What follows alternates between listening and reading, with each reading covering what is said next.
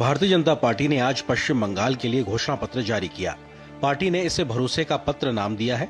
कोलकाता में आयोजित कार्यक्रम में केंद्रीय गृह मंत्री अमित शाह ने कहा, बंगाल की जनता के लिए पिछले 15 साल काल रात्रि के बुरे सपने के समान रहे हैं। संकल्प पत्र में बीजेपी ने 6 महीने के अंदर राज्य में यूसीसी लागू करने का वादा किया है।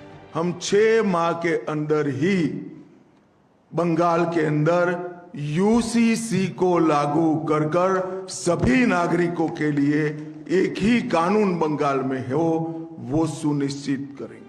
अमित शाह ने घोषणा पत्र जारी करते हुए कई बड़े वादे किए। उन्होंने कहा कि उनकी सरकार घुसपैठ के मुद्दे पर सख्त रुख अपनाएगी और जीरो टॉलरेंस की नीति पर काम करेगी। हम डिटेक्ट, डिलीट और डिपोर्ट ये पॉलिसी के तहत चुन कर एक घुसपैठियों को बंगाल के बाहर निकालने का काम करेंगे। साथ ही बीजेपी ने राज्य की महिलाओं को हर महीने 3,000 रुपए देने का वादा किया।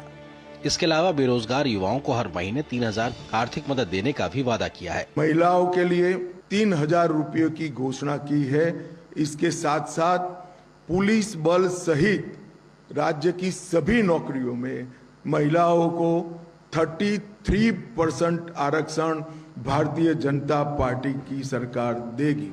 पश्चिम बंगाल चुनाव में 7वां पे कमीशन लागू करने का सबसे बड़ा मुद्दा रहा है। बीजेपी ने सरकार बनने के बाद 45 दिन में 7वां वेतन आयोग दिए जाने का वादा किया है। 45 दिन के अंदर ही 7वें वेतन आयोग को लागू कर सभी कर्मचारियों का सम्मान करने का काम नई बनने वाली भारतीय जनता पार्टी की सरकार करेगी।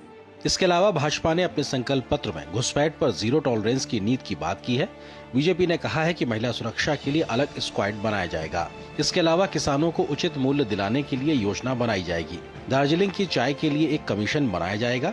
संकल्प पत्र में उत्तर बंगाल में एम्स, IIT और IIM की स्थापना की भी बात कही गई है। साथ ही बीजेपी ने कहा है कि राज्य में आयुष्मान भारत और अन्य केंद्रीय योजनाएं लागू की जाएंगी। भारतीय जनता पार्टी चुनाव से पहले अपने प्रचार को मजबूत करने की कोशिश कर रही है और इसी के तहत ये घोषणा पत्र जारी किया गया है। बीजेपी इस चुनाव को भय बनाम विश्वास की लड़ाई के रूप में पेश कर रही है। अब देखना होगा कि पार्टियों के वादे पर जनता कितना भरोसा करती है।